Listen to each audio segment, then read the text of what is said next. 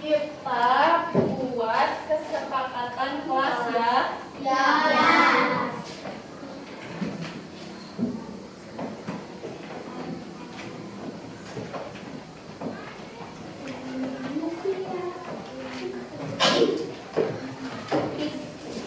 Nah, Ibu punya ini stiker. Kalian boleh tuliskan kesepakatan kelasnya di stiker ini. 1 orang 1 peraturan. Contoh, tidak boleh terlambat masuk kelas. Bisa. 1 orang 1 peraturan. Oke. Ya. Oke. Nanti kalau udah ditempel di depan, ya. Ngerti nggak? Boleh main? Kita boleh main. Boleh, bebas.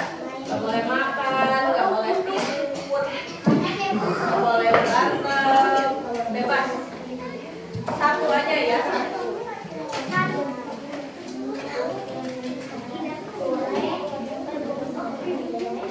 Tidak boleh menyontek, tidak boleh apalagi berbohong, buang sampah pada tempatnya.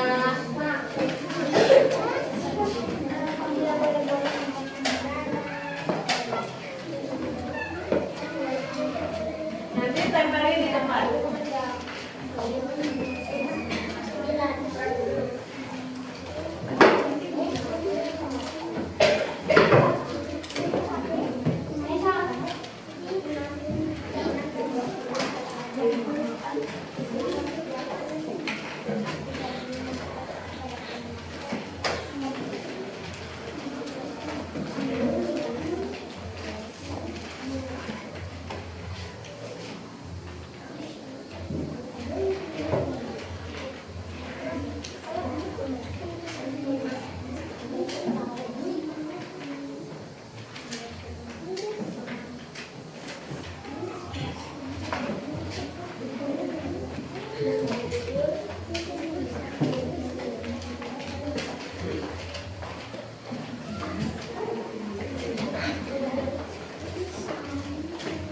Kalian tuliskan 1 peraturan untuk di kelas ini.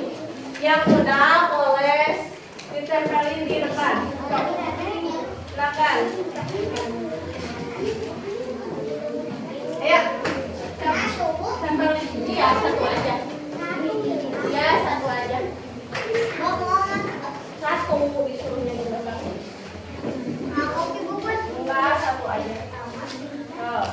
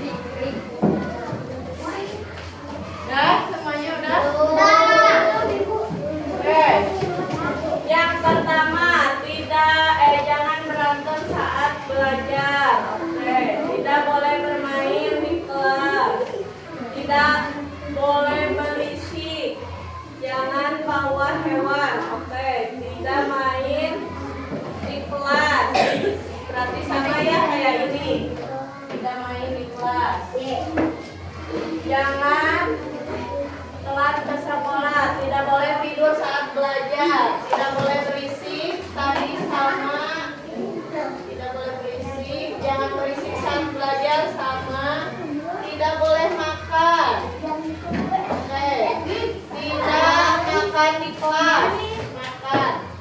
Tidak boleh makan di kelas. Oke. Sekarang jangan apa ini jangan di kelas. Hah?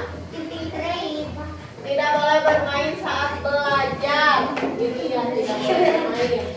Tidak boleh menyontek. Jangan coret-coret tembok.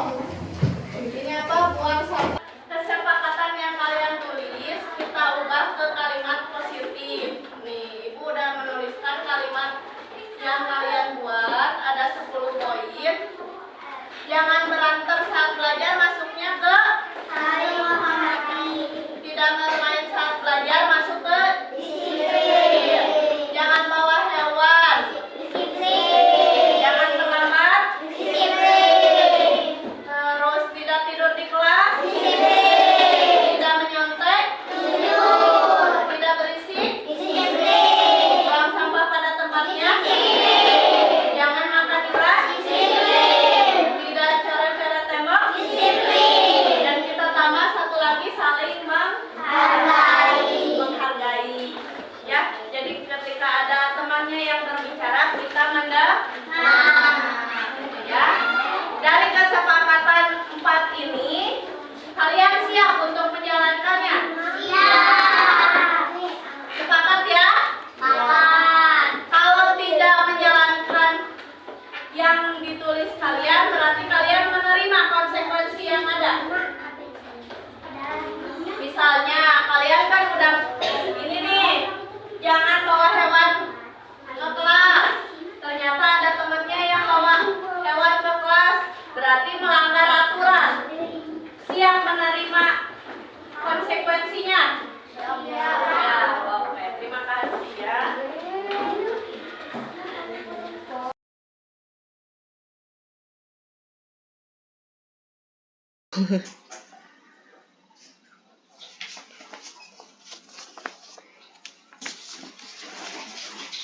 Ya, bismillahirrahmanirrahim. Assalamualaikum warahmatullahi wabarakatuh.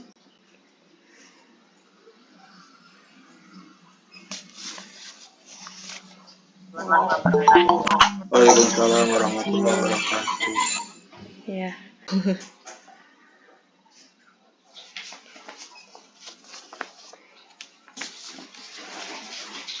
Ya, bismillahirrahmanirrahim. Assalamualaikum warahmatullahi wabarakatuh.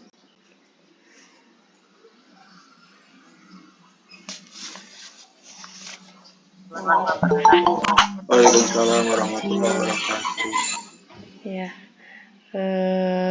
Bapak Ibu guru, bismillahirrahmanirrahim. Yang terhormat tadi ya Ketua KKGPAI Kecamatan Cipatat, namun sayangnya beliau habis baterainya karena sedang dalam perjalanan ya, tidak apa-apa. Kita berlangsung saja. Terus yang saya hormati Bapak Ibu guru yang berkenan menyempatkan waktunya untuk mengikuti kegiatan apa ini namanya ya, webinar disiplin positif, yang dimana ini bentuk tugas saya sebagai guru penggerak. Kebetulan saya mewakili Kecamatan Cipatat ya Bapak Ibu. Puji syukur kehadirat Allah Subhanahu wa Ta'ala karena atas rahmatnya kita dapat berkumpul di ruangan online ya, di ruang diskusi online pada malam ini dalam keadaan sehat walafiat. Salawat serta salam semoga tetap tercurah kepada junjungan kita Nabi Muhammad SAW yang selalu kita nantikan syafaatnya di yaumil akhir. Amin ya robbal alamin. Sebelum acara kegiatan ini dimulai, Mari kita berdoa terlebih dahulu. Semoga kegiatan kali ini berjalan dengan lancar. Berdoa dimulai.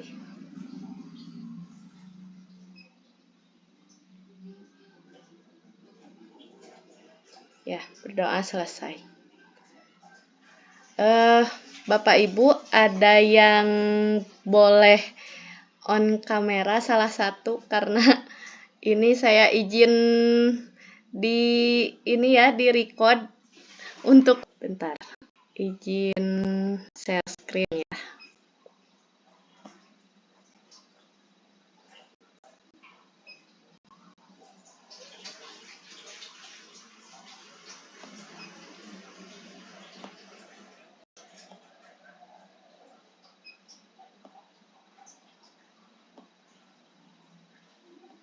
Sudah terlihat, Bapak Ibu?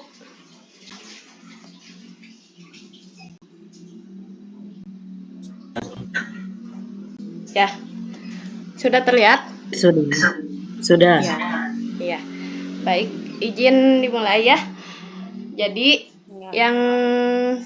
pada kesempatan kali ini yang saya akan sampaikan terkait diseminasi modul 1.4 budaya positif kepada rekan sejawat ya, rekan sejawat selaku guru-guru PAI sekecamatan Cipatat. Apa itu sih budaya positif? Budaya positif itu nilai-nilai, keyakinan, dan kebiasaan yang di sekolah yang berpihak pada murid agar murid dapat berkembang menjadi pribadi yang kritis, penuh hormat, dan bertanggung jawab. Nah, latar belakangnya, suasana positif sangat mendukung dalam menciptakan pembelajaran yang kondusif karena dengan suasana yang positif, murid dan guru akan menemukan suatu kondisi pembelajaran yang menyenangkan sehingga proses pembelajaran dapat berjalan tanpa adanya suatu beban atau paksaan, tapi menjadikan suatu kebutuhan. Suasana positif juga akan membantu menggerakkan moral yang positif bagi murid, sehingga karakter murid tidak hanya terbentuk dari akademik atau intelektualnya saja, tetapi juga dari lingkungan yang ada. Nah, di sini terkait budaya positif, terdapat beberapa aspek ya Bapak Ibu. Ada yang perubahan paradigma belajar, kemudian disiplin positif, motivasi perilaku manusia, kebutuhan dasar, posisi kontrol, terus keyakinan kelas, dan yang terakhir segitiga restitusi. Adapun perubahan paradigma belajar, yaitu guru adalah pemimpin pembelajar yang mendorong tumbuh kembang siswa secara holistik, aktif, berpusat pada murid, dan menjadi teladan serta agen transformasi untuk mewujudkan profil pelajar Pancasila. Oleh karena itu, guru merupakan ujung tombak dalam menciptakan budaya positif di sekolah. Nah, untuk disiplin positifnya itu sendiri, pendekatan mendidik anak untuk melakukan kontrol diri dan pembentukan kepercayaan diri. Disiplin positif merupakan suatu cara penerapan disiplin tanpa kekerasan dan ancaman yang dalam praktiknya melibatkan komunikasi tentang perilaku yang efektif antara guru dan murid. Dalam penerapan disiplin positif ini, murid diajarkan untuk memahami konsekuensi dari perilaku mereka. Selain itu, disiplin positif juga mengajarkan murid bertanggung jawab serta memiliki rasa hormat dalam berinteraksi dengan lingkungannya. Jadi, disiplin positif merupakan salah satu cara penerapan disiplin yang bertujuan untuk menumbuhkan kesadaran serta memberdayakan murid untuk melakukan sesuatu tanpa imbalan, ancaman, maupun hukuman.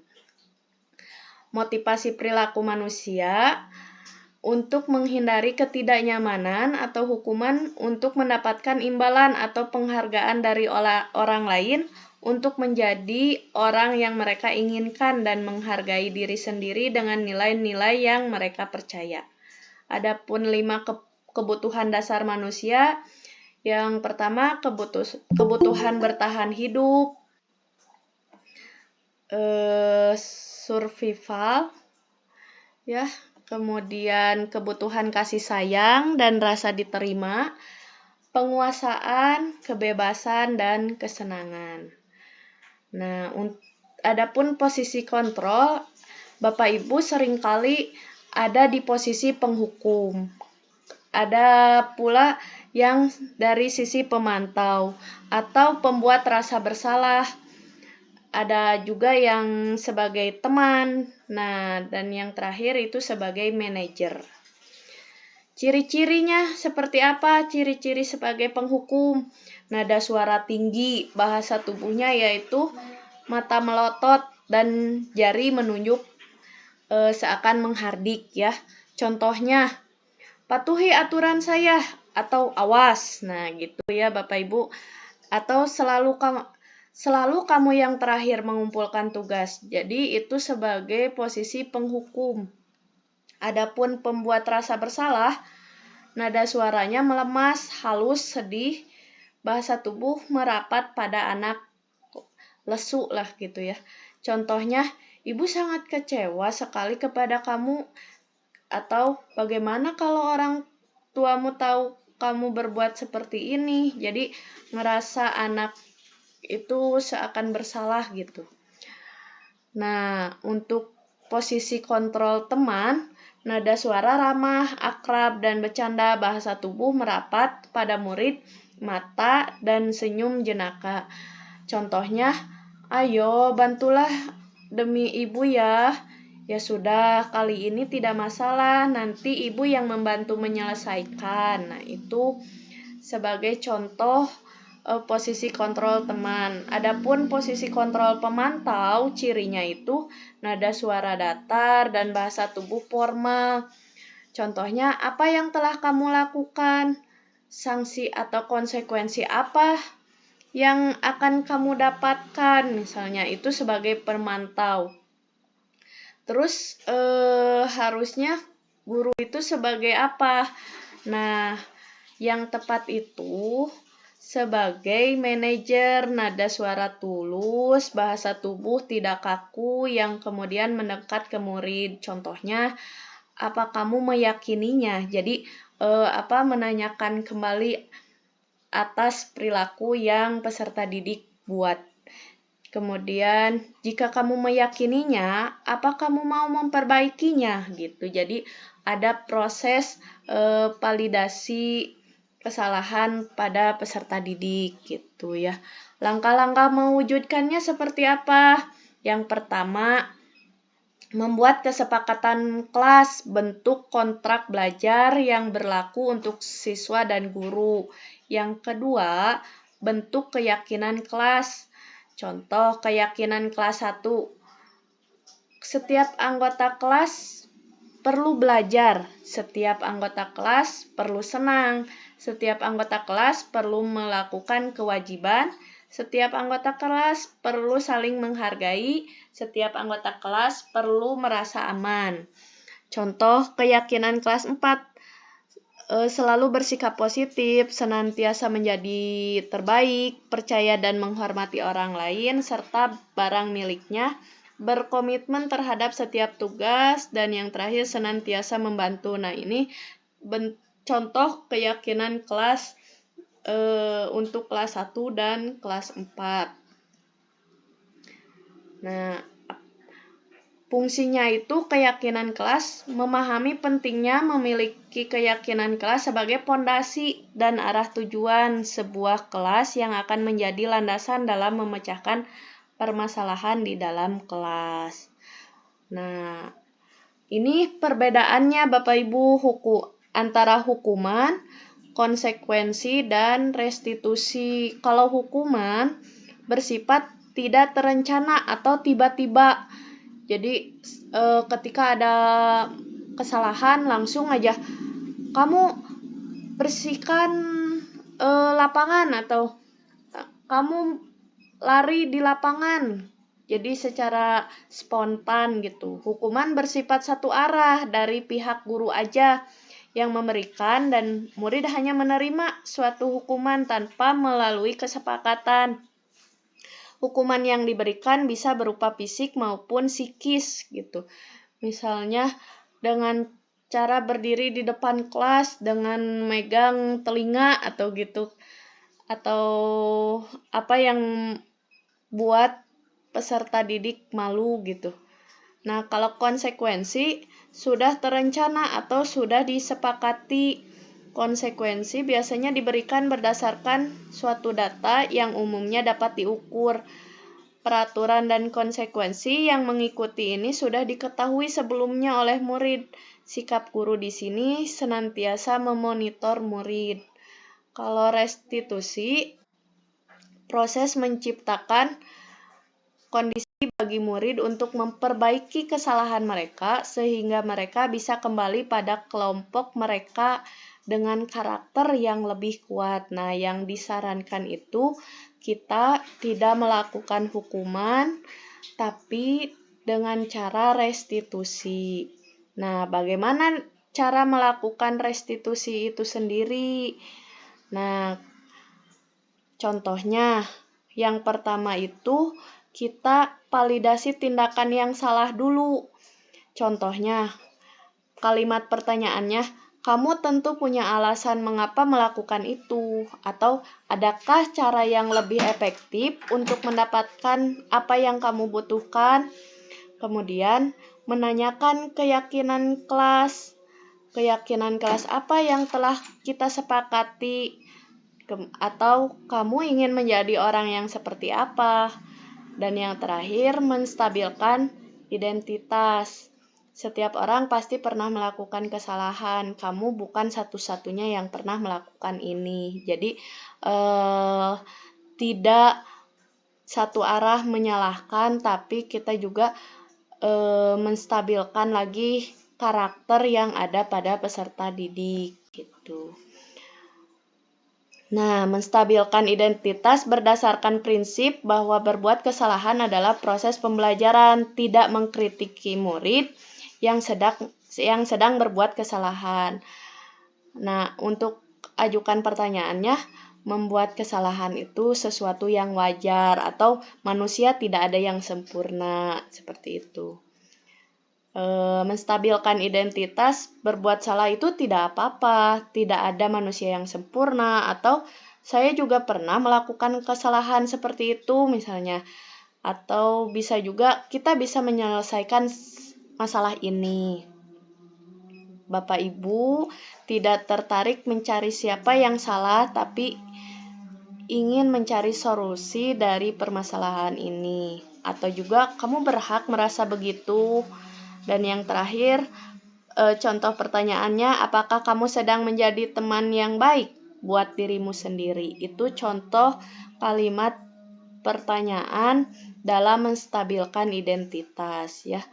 Adapun validasi tindakan yang salah, berdasarkan prinsip setiap perilaku berusaha memenuhi suatu kebutuhan tertentu, pernyataan ataupun pertanyaan dengan nada suara tidak menghakimi atau memojokkan. Contohnya, kamu melakukan karena mempertahankan sesuatu yang penting bagimu. Kamu melakukannya bukan karena alasan tertentu, gitu. Nah, contoh, padahal kamu bisa melakukan yang lebih buruk dari ini ya. Kamu pasti punya alasan mengapa kamu melakukan hal itu. Atau juga kamu patut bangga pada dirimu sendiri karena kamu telah melindungi sesuatu yang penting buatmu.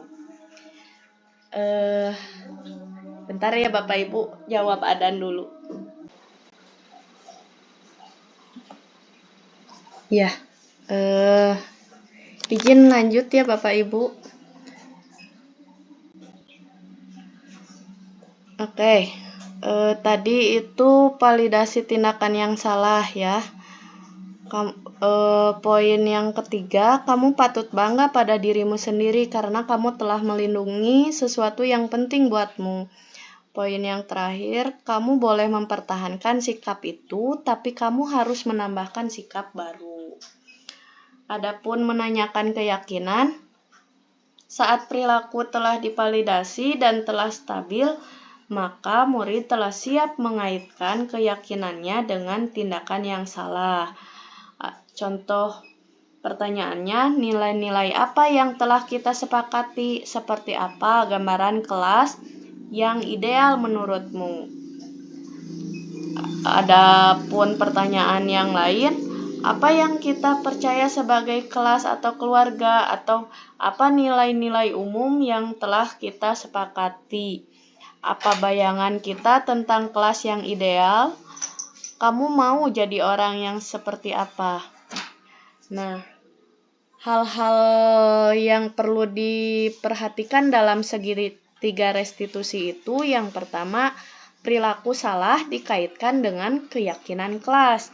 Kesediaan yang bersalah untuk memperbaiki kesalahan, kemudian penyelesaian masalah berkaitan dengan permasalahan, dan yang terakhir perlu ditanyakan waktu untuk memperbaiki kesalahan. Oke, ada pertanyaan Bapak Ibu?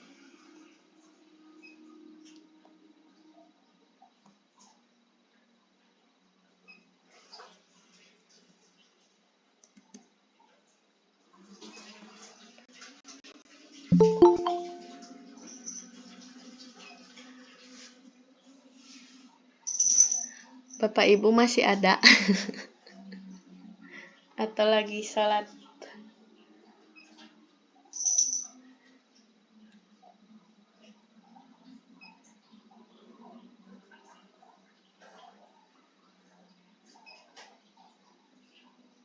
Barusan yang baru gabung Bu Nani.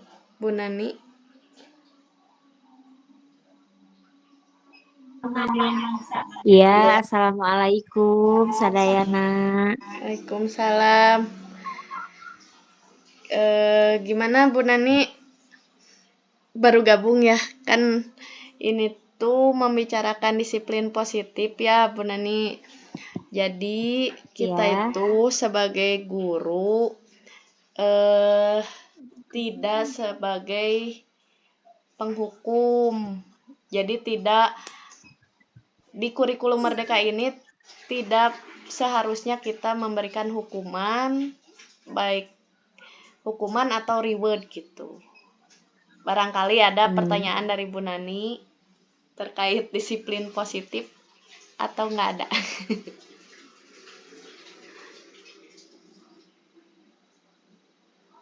Atau dari yang lain boleh.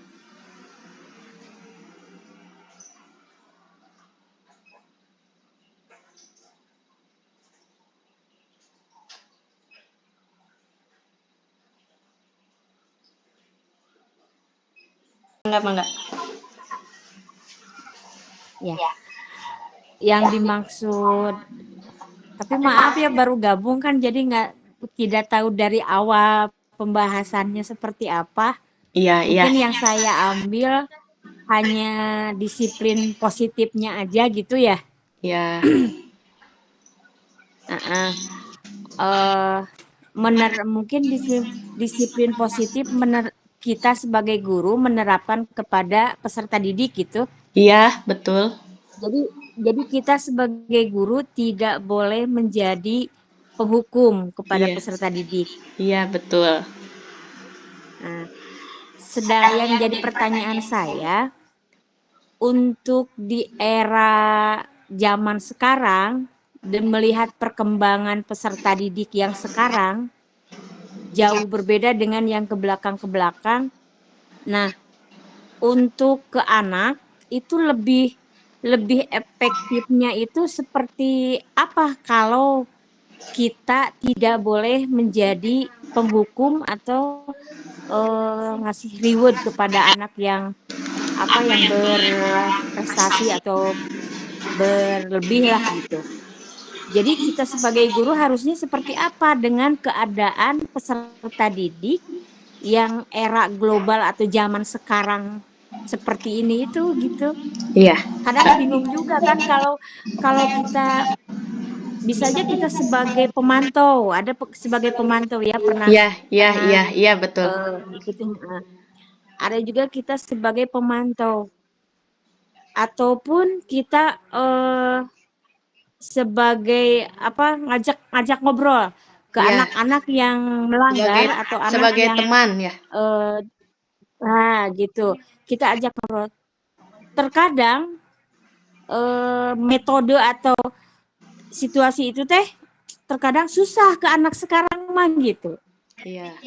Jadi untuk menerapkan ke peserta didik yang zaman sekarang itu harusnya seperti apa? Oke. Izin menjawab ya Ibu ya.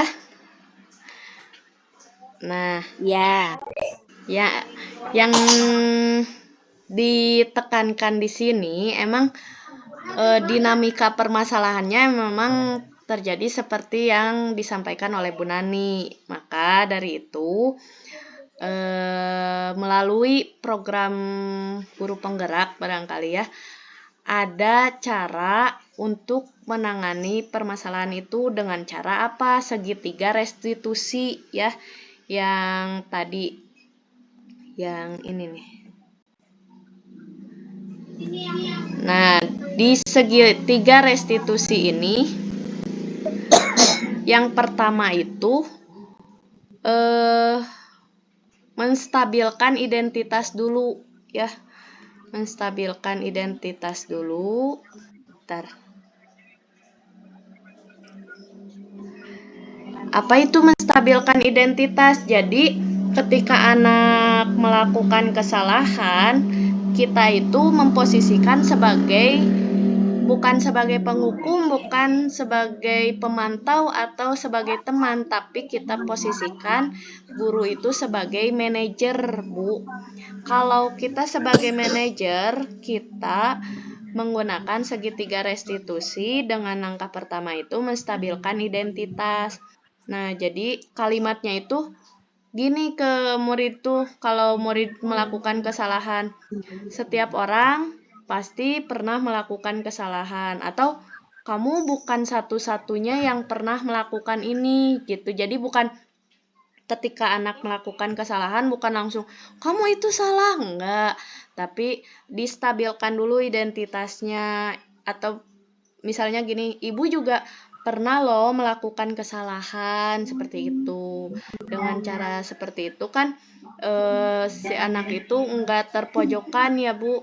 Nah, kemudian langkah selanjutnya validasi kesalahan. Validasi kesalahan tuh kan sebelumnya itu kita membuat kesepakatan kelas dulu ya Bu. Kesepakatan kelas yang harus dilakukan peserta didik. Nah, Ibu selaku manajer memposisikan posisi kontrol selaku manajer, Ibu bertanya kepada murid setelah menstabilkan identitas. Misalnya,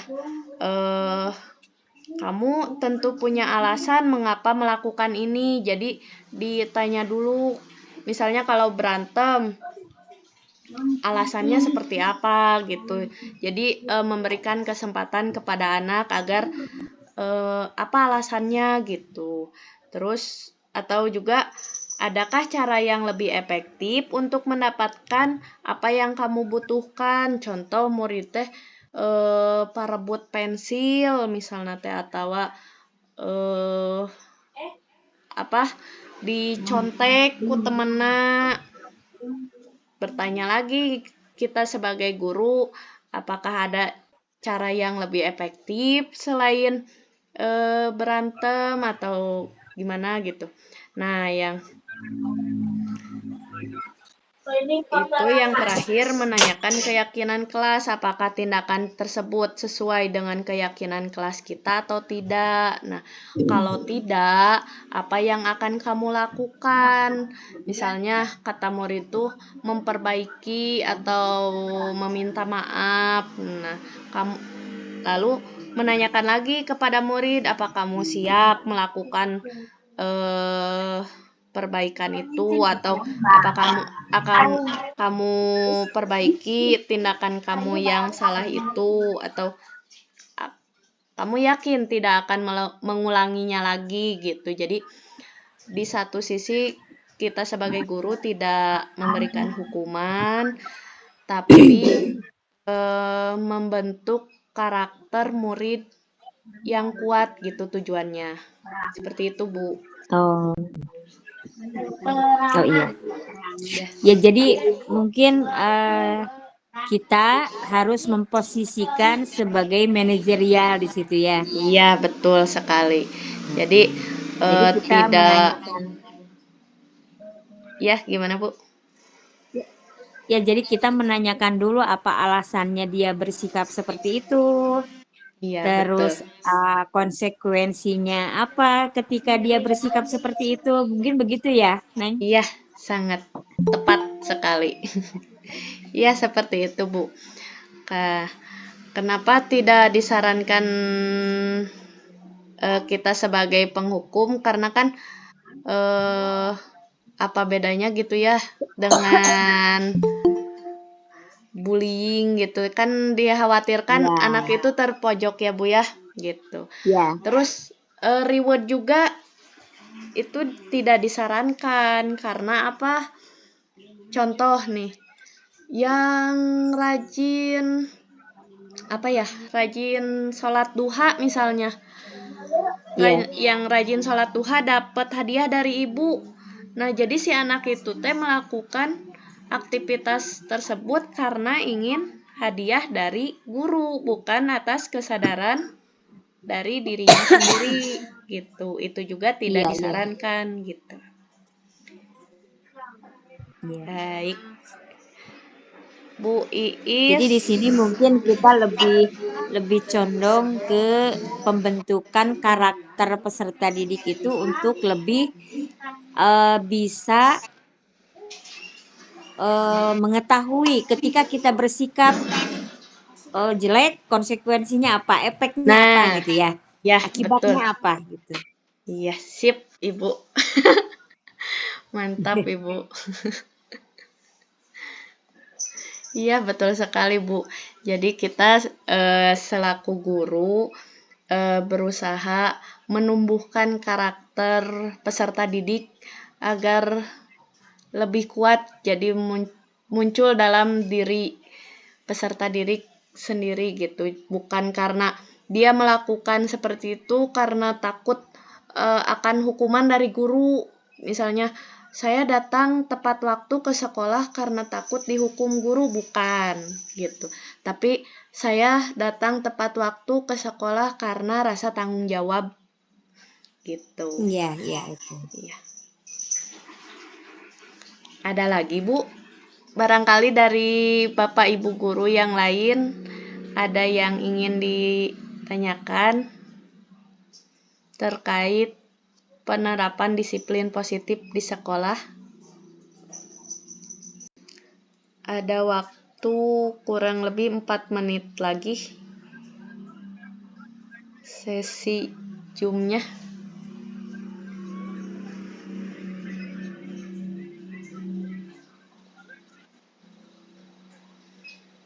Bu Iis, Damang.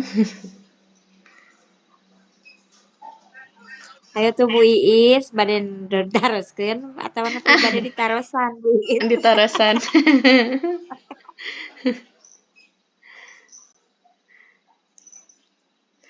Nanti sesi terakhir kita foto bersama ya buat dokumentasi. Bu Mia, pada aya nu ditaroskeun Bu Mia.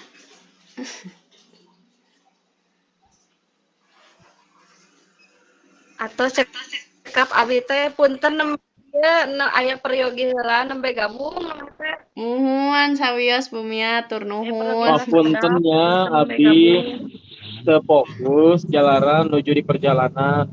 Muhun Pak, sawios atur nuhun, hati-hati di jalan Pak. Ya dah.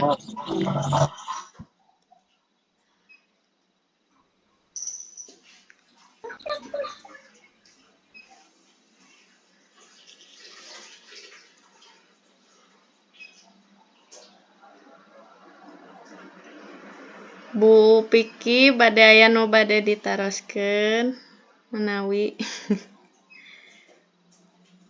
Bu Iis. Alhamdulillah cekap Bu Indri, Cekap. alhamdulillah menambah wawasan oge. Iya. Mungkin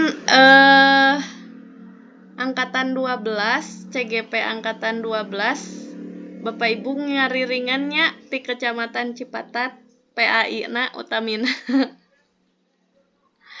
Ngariringan mungkin ku Insya abi di share ieu na linkna.